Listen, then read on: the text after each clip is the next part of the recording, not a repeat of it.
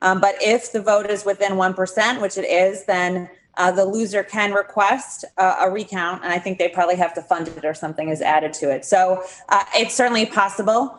We are going to win Wisconsin, recount or no recount. We are ahead. We have a very clear sense of the votes that are there, the votes that are in, what's left outstanding, as we talked about, and we're very confident that Wisconsin is ours, and we will continue to stay ahead there.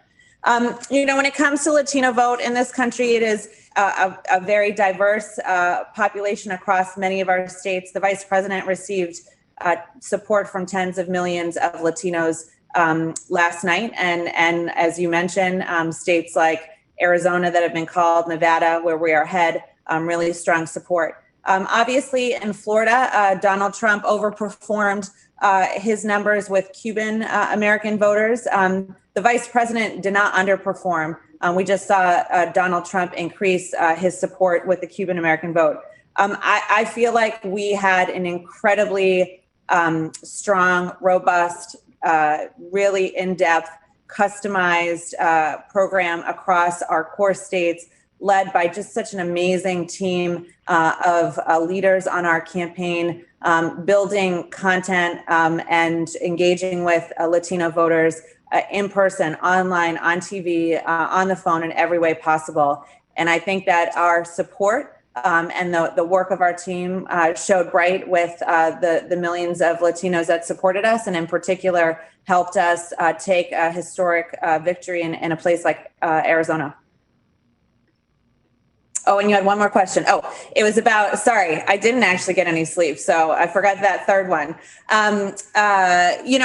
We have not been in contact formally with the Trump campaign. They've not reached out, and we're going to continue to do our business today and stay focused on being clear about where we stand and making sure that we get all these votes counted.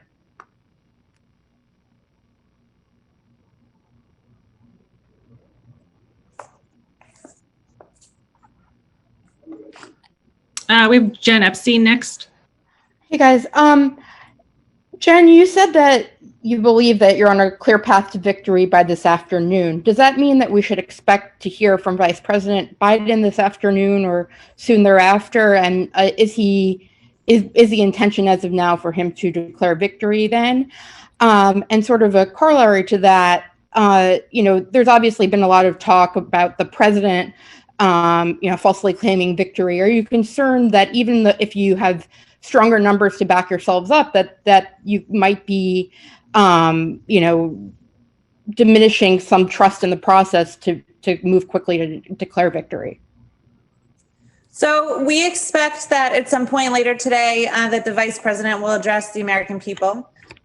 We've been very transparent from the beginning about what we were seeing in our data and shared that with everyone, both publicly and across the networks, in order to just have as much transparency as possible about what we were seeing. And because we knew this would be a longer count, it would take more time, and we wanted to make sure that everyone was ready for that. And obviously we saw that take place over the course of the night into the morning.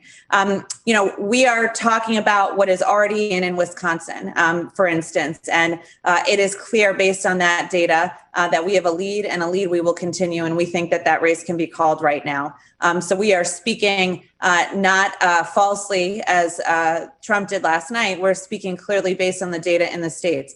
We expect, as I said, to see over the course of today, as more of Michigan comes in, as more of Georgia comes in, these races in these states be finalized. We think most of them will close to being able to be called, though we do know, as I said, with Pennsylvania, that could take time into tomorrow. But if we carry the states that we're leading today that we talked about, we would get to 270 without Pennsylvania. So we feel very comfortable that, our job here and our goal here is to communicate what we're seeing, to do that clearly, to make sure our supporters understand what we're seeing, but it's also matching the data that's coming in from the states. And that's what we're basing this on, as every other analyst and media outlet is looking at this as well.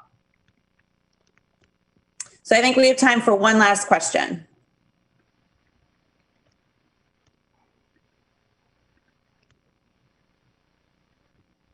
We have Trevor Honeycutt next.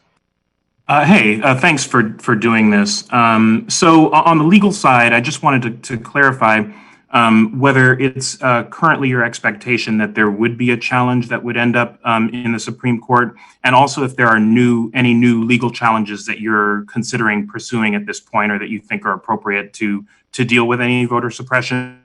And then for Jen, just a question on whether you think the